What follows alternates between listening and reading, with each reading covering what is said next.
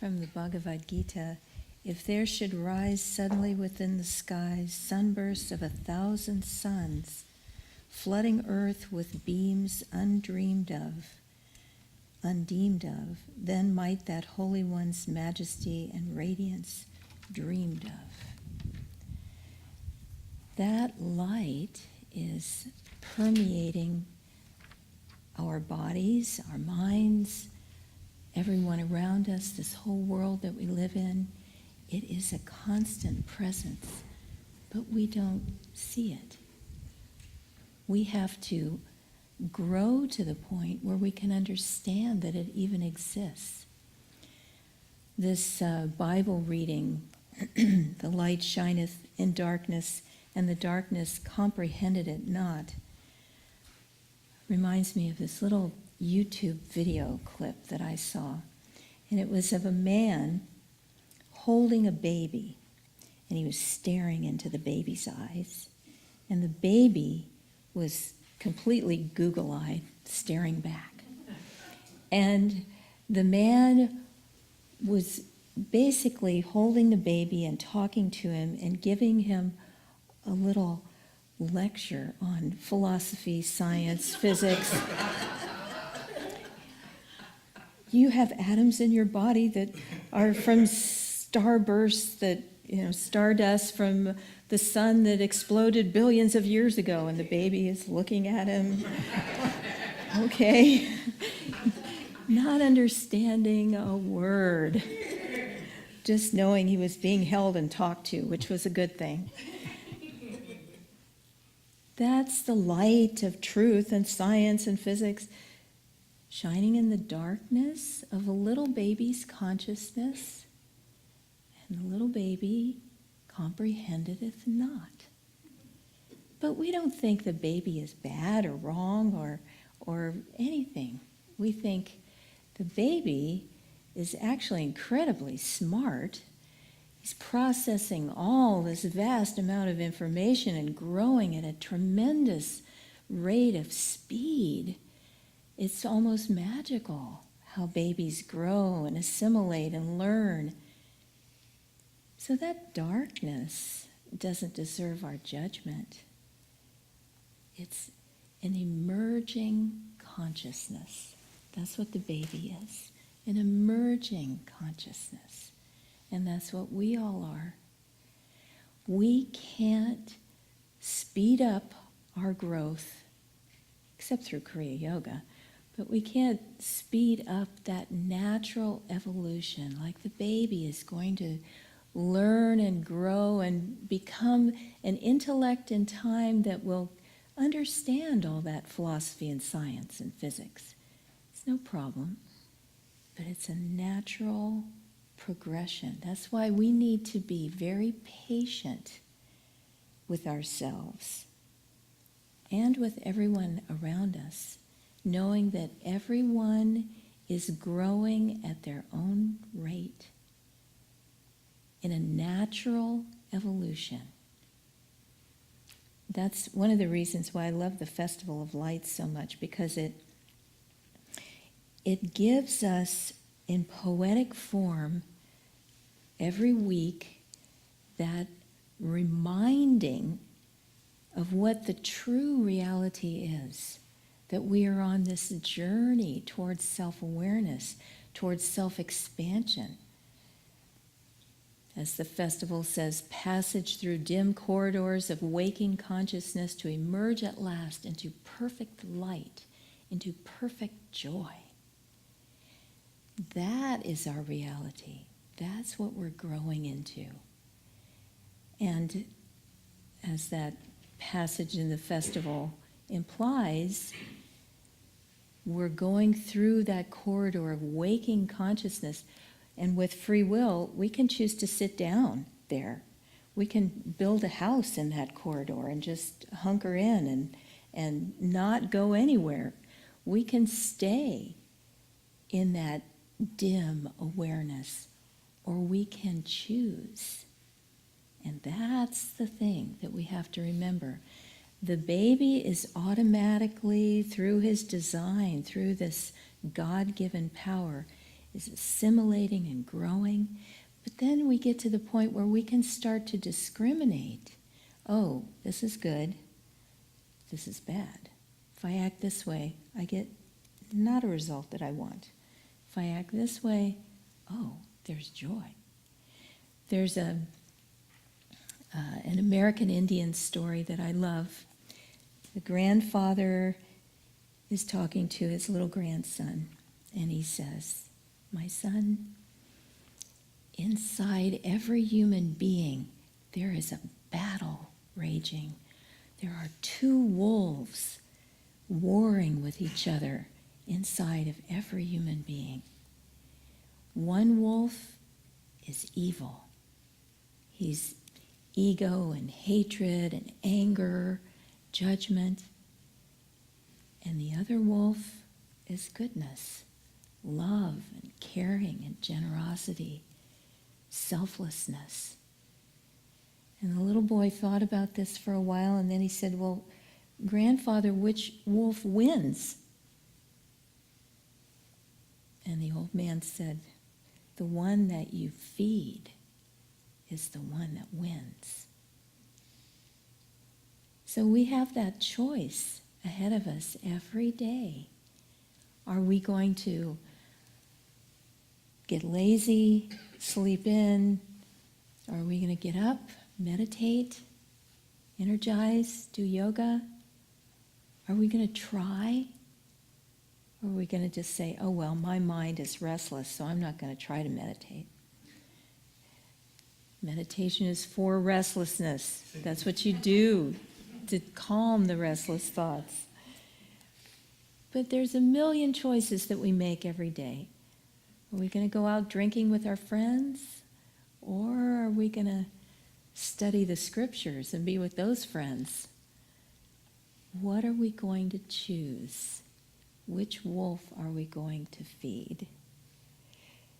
There's another little story that I'll just end with, which is one that Dharmadas shared with me this week. He found this true story. So there's a mother with her little girl and a little toddler, and the mother sees that the little girl has taken 2 apples, and she's got 2 apples in her hands. It's about all she can manage, just to keep hold of these 2 apples. And her mother's trying to teach her to share and give and be expansive. And so she says to her little girl with a big smile, "Oh, I see you have 2 apples. Would you be willing to give your mommy one? Can I have one of your apples to eat?" And the little girl looks at her sort of stunned and thinks about it. And then she quickly takes a bite out of each apple. And the mother's smile sort of freezes on her face. And she's trying not to look terribly disappointed. And then the little girl hands her an apple and says, "Here, Mommy, this is the sweeter one."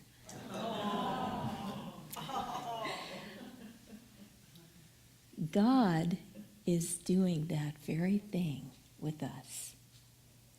The things that he takes away from us, the experiences that we give, and we feel shocked and disappointed and scared. Those things are the perfect things for us. They are truly the sweeter apple, because God knows what we need in order to grow. Just as those 2 wolves exist within each of us, in this whole world there are 2 forces. The force of darkness trying to draw us down, and the force of God's light trying to lift us up. Tune into that grace that is trying to come to us. Reach up for it in meditation. There isn't any way. I'm sorry. There is no shortcut. You do have to meditate. Reach out for that grace. Commune with that grace. Commune with that light. And you will see that every experience is sweet.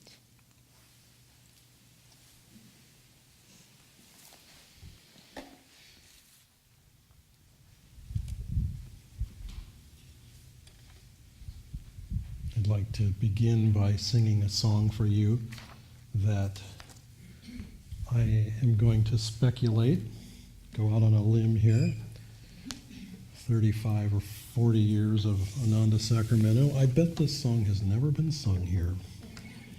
This is one of Swamiji's songs, though, and it's one of the more striking ones, I think, and I'll share why with you afterwards rather than tainting the song with my comment beforehand.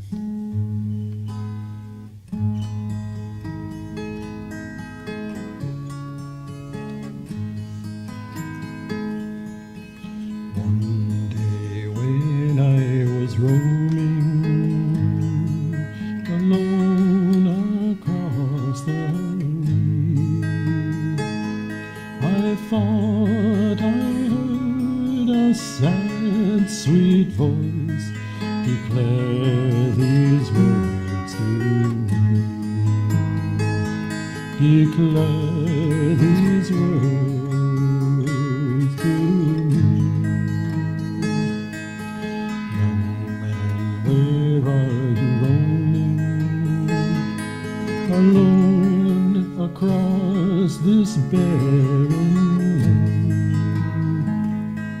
the flowers are dead, the brittle trees are dying on every hand, are dying on every hand. The grass, it has been eaten, the fat of the cattle hang their heads. It's many a day in the ruthless sun since they were last lifted, since they were last lifted. The farmer, he sits weeping, a life of dreams has sped.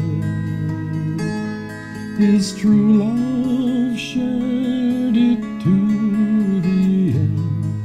Now their dog howls by her bed. Their dog howls by her bed. Young man, go to the farmer, gaze deep into his eyes. Read there the dreams that filled his heart and killed his happiness, and killed his happiness.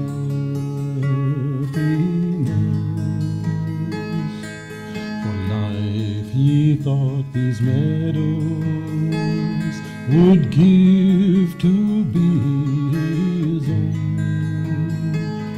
But life he gave not first to them, and life is never known, and life is never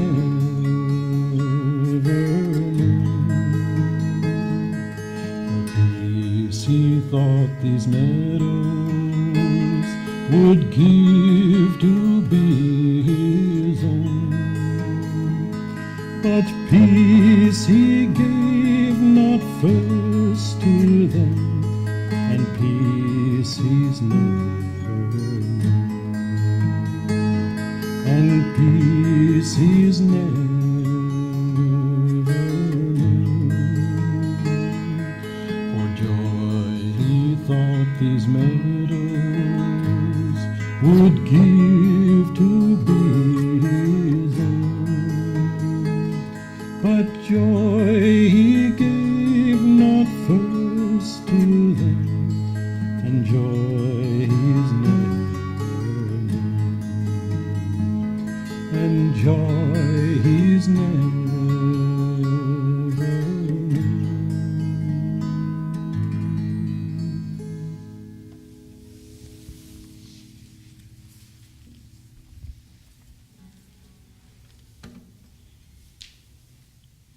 before we get all bummed out. Let me read Swamiji's comments, which are actually quite interesting. One day when he changed the word to walking, and I'm sorry, roaming is just wired into my brain, so I sang roaming instead of walking, but it's one day when I was walking. I confess that I have seldom sung this song. It was the second one I wrote since I took up songwriting in earnest. To tell the truth, the story took so long to reach its point and managed to become so lugubrious in the process that every time I sang it, I would break out laughing halfway through.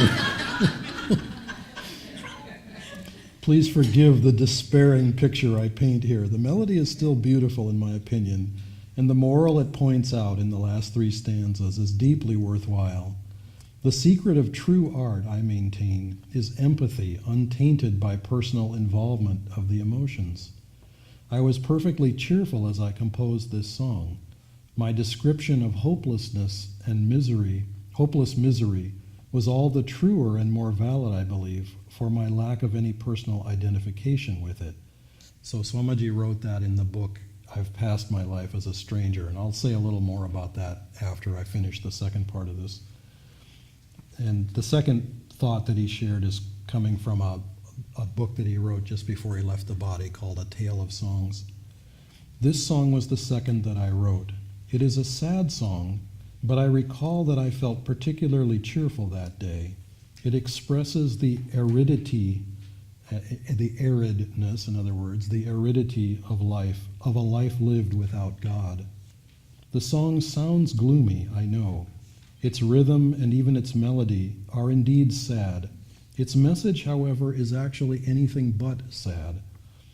It is positive, for it says, what you want from life, give first to it. What you want from others, give first to them. If you want kindness, give kindness. If you would live joyfully, do everything with joy. So there's actually a much deeper purpose to it. And the first times, I sang this song in Seattle 20 odd years ago when I lived up there, and I sang it very seriously. And it was, we hadn't written all this yet, so I actually didn't know. I thought, geez, let's just sink right into it and grab it with both our mitts here, But I have to tell a story, a sort of an odd little personal aside. The first book that he wrote here, the first comment that I made, which came from I've Passed My Life as a Stranger, first was an album that we recorded in India with him. And so we had recorded some of his songs with a small group of singers, including Ananda and Kirtani from Italy, and Leela, who was Swamiji's personal assistant, cook, and housekeeper. And the 5 of us sang this little album together, and Swami liked it. And then he thought, well, I'm going to get into the act too. So we booked another studio and got him in there. And so he had basically 3 or 4 of us who could do something. I could play the guitar, Nirmala could play the tambura, someone else played the keyboard, and maybe there was a flute, I don't remember now. But anyway, we had a few instruments that we could put with him. And so I played this on the guitar for him. I accompanied him singing this. Several of these songs I had never played before until the day of recording. Things were moving pretty fast right around then. And Swamiji had this way when we would record where the main issue for him was figuring out the key. He wanted a key that he could sing in. So we fiddled around, with me changing keys and moving the capo around and so on. And he got a key that he liked.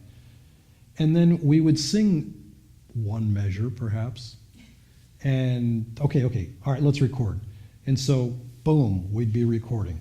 And occasionally these were songs I had never played until that minute. This may have been one of them, I'm not sure. But at any rate, we got to, and life he thought these meadows would give to be his own, but life he gave not first to them, and life he's never known. Okay, fine. I thought the song was over. And so you hear, to this day, I think you'll hear it on the recording, because there was only one recording. you'll hear me sort of strum at the end, like, okay, that's it. And then he launches into another verse. But peace he gave not, and okay, by the end of peace, I thought, oh, well, I'm going to just try to stay with this, because I don't know where we're going to go now. And joy he gave not first to them. And then I thought, well, now are we going to hit love and wisdom? I mean, where are we? We could just keep going and going and going here. Anyway, in his mind, it had always been that way, and forevermore it was that way, and ever shall be that way. So I played it, and the song ended, and it was very sweet. But I sing the song because the song touches on the darkness that Nirmala was referring to, and also the reading was referring to. The light shineth in darkness, and the darkness comprehended it not. And in the song, the young man is being instructed, look into the eyes of this farmer and read his life. His life is in his eyes. Look into those eyes and see the dreams that killed his happiness. I mean, it's a kind of a depressing thought in a way, but there's a point to it. The point is learn. Don't keep, and Swamiji would describe this in other situations as, and in fact, it's a different song that he wrote, beg from beggars' hands, gifts of life they too were seeking. It's from the Divine Romance. So often we walk through life with a begging bowl in our hands, and we go to beggars, we go to other beggars and say, here, would you give me? And they, parcel out one little grain or something, or not at all. Life is trying to show us, find that happiness, find that joy. And here we have the affirmation today is happiness. Swamiji is saying, give it to the world. Give that joy to the world. And it's so sweet, the little story that Nirmala was sharing about the two apples, because here you have this little girl. Children, they're perfectly in the moment. There is no other moment but now for the child. Two apples, mom wants one, bite, boom. It's instinct. And so we learn. And yes, the child has to learn to train and, to recognize other realities, all blah, blah, blah, all the things that help us to be mature and relate to other people's realities. But the child is spontaneous and in that moment. And the child is trying to give. The story has that little twist to it. Here, Mommy, this is the sweeter one. I want to give you the sweet one.